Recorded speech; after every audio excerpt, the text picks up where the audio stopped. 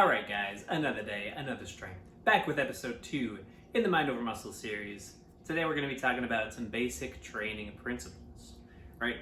So in the first video we talked about coaching, what it means to go through this process.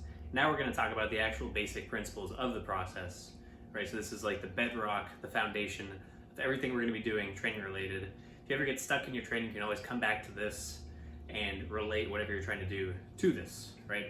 Especially as you get more advanced. So, 3 real pieces here. SRA, stress recovery adaptation. Very, very important. We'll go through them one by one. So number 1, stress.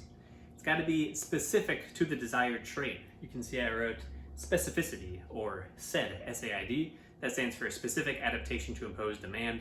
That's Selye's general adaptation syndrome, which basically just means that you have to do the thing that you want to get good at, right? So the perfect analogy for this is like the sunburn analogy. If you want to get a tan, what you have to do is lay in the sun, you're going to get a sunburn, you're going to recover, then it's going to turn into a tan, right? That's your stress, your recovery, adaptation. And what's going to happen is only the parts of you that are exposed to the sun are actually going to adapt and get tanned, right? So if you just leave one arm in the sun, that arm is going to get sunburnt and then turn into a tan, but the rest of you is not, right? So basically, as far as training goes, you have to train the muscles that you want to grow. If you're not training a muscle, it's not going to grow, right? And the more stress that you put on a specific muscle, the more potential there is for it to grow, as long as you're recovering from that stress, right? And then also that goes for traits in lifting as well. So not just muscles, but also like if you want a specific lift to go up, you have to train that lift. So if you want your squat to go up, you have to squat at some point, right? And the stress must increase over time. And the way that we measure stress in training is very, very simple, right? It's your total tonnage essentially. Is a good way to think about it. You have sets, you have reps, you have weight, and then another variable people don't think about is the actual movement that you're performing, so exercise variation, right? So start with the movement that you're performing, and then look at how many sets you're doing, how many reps you're doing, how much weight you're doing, and just manipulate those 3 variables, right? So this is your quote-unquote tonnage. There's not really any sense worrying about training to failure or reps in reserve or anything like that, because as long as you do this, then that part's going to take care of itself if you're actually adding some sort of stress to this and overloading over time. So the stress just needs to increase if you want to keep getting an adaptation out of it. As far as recovery, right, we got 2 pieces, eating and sleeping. As far as the eating goes, we got to get enough calories to fuel training, which is going to depend on the type of training that you're doing and your level of advancement. So for example, if you're training for a marathon, right, you're going to need a lot of carbs because you're going to use a whole bunch of those running that fast for that long, right? Very glycolytic, as they say. And then the level of advancement too. So if you're a novice, right, you're probably gonna need more protein because you're building a lot of muscle. As you get more advanced, you may not need as much protein, depending on the type of training that you're doing at that point, because you're not building as much muscle tissue, so you don't need as many building blocks to do that. But also, as you get more advanced, you're gonna have more muscle, so you're gonna need more total calories to sustain that. That's just one example, right? But yeah. And no matter what you're doing, you want to get enough calories to fuel your training at the very least.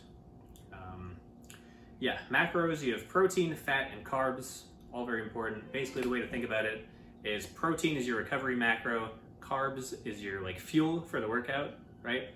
And then fat is just kind of extra, makes things taste good. It's good for hormones, but you're not going to have issues with hormones with fat unless you're blatantly cutting it out, because you're just going to get it from all kinds of sources anyways. Most people don't have to think about fat. And then the 4th macro, alcohol, right? It's actually a macronutrient as well. And that one is generally detrimental to recovery, so usually not included when you're talking about training. But as far as those 3 macros, protein, fat, and carbs, protein and fat are essential, meaning that your body cannot create certain essential amino acids in protein and essential fatty acids in fat. And then as far as carbs go, carbs themselves are not necessarily essential, but there is fiber which comes from carbs, which is highly recommended for your health and also perhaps for training as well in some areas. But yeah, try to get protein, fats, and fiber for sure. And then as far as sleep goes, generally get 7 to 9 hours a night. Everybody's a little bit different. Some people need less, people need even more. But as long as you're feeling rested and you're progressing, then you're getting enough. Same with calories too. As long as you're able to add sets, reps, and weight, then you're getting enough calories, right? And then you can kind of adjust how fast that's going to go based off how much you eat.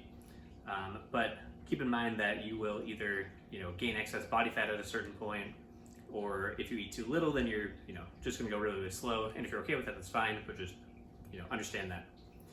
And then as far as sleep goes, 7 to 9 hours. Avoid screens, work, and blue light leading up to bedtime, right? There's all kinds of sleep hygiene stuff out there. Have a cold room. You can use a fan. You can use white noise if you need.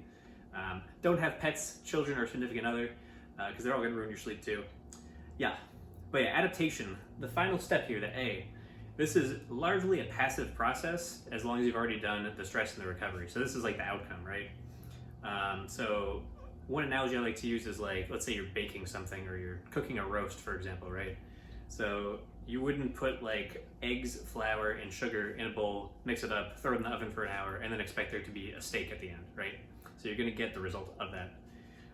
And then each step along the way, similar to like baking or, I don't really bake a lot, but I like to cook. So like, if you're making a steak roast, for example, if you take it out the day before, you pat it off, you season it, then you air chill it in the fridge, you do all these little steps, right? And then you cook it for the right amount of time, you take it off at the right temperature, let it sit for a little bit, then it's gonna come out, each little thing you do is gonna have it come out that much better, right? And it's the same thing with your stress recovery adaptation.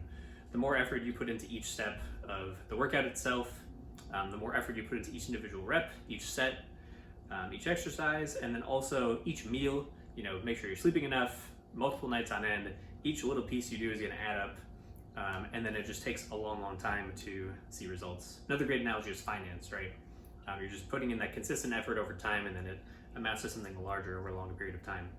So as far as adaptation goes, you have this is coined by Mike Israetel, I'm pretty sure, but there's like microcycles, mesocycles, macrocycles, and that's basically just a fancy way of saying like, one workout to the next, and then maybe like a week's worth of workouts, and then like a month's worth of workouts, and even more than that, right? Like a whole training cycle, a whole year in some cases.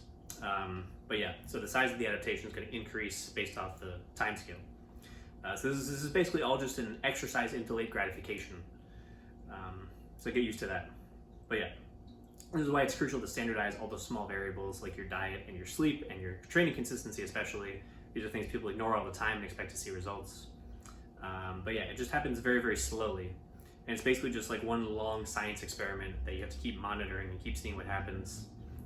But again, back to core principles, back to the stress part. If you're able to add sets, reps, and weight consistently, then you're progressing, and keep doing what you're doing, right? So some classifications here, we've got novice, intermediate, and advanced.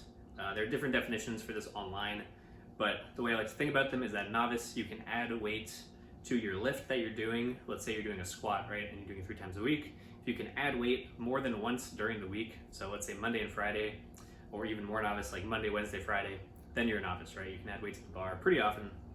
If you can only add weight to the bar once a week, so let's say you squatted 300 on Monday, the next week on Monday is 305, then you're an intermediate, right? And then advanced is anything beyond that.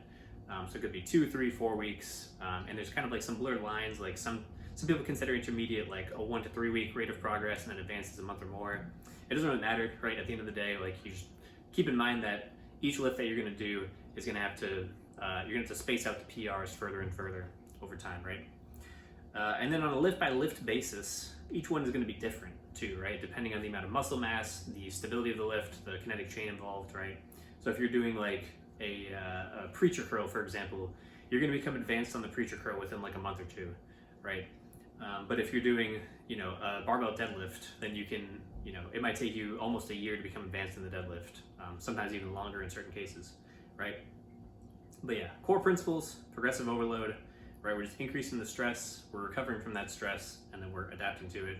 And as long as that's happening, you basically just keep doing that and try to avoid getting shiny object syndrome, because then you don't actually know what's happening in your training.